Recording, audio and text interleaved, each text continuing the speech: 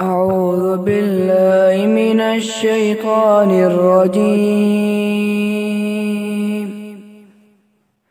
بسم الله الرحمن الرحيم.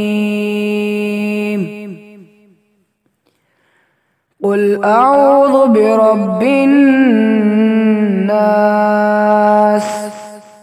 ملك الناس،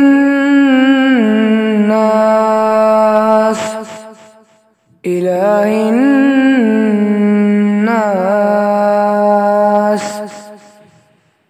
من شر الوسواس الخناس، الذي يوسوس في صدور الناس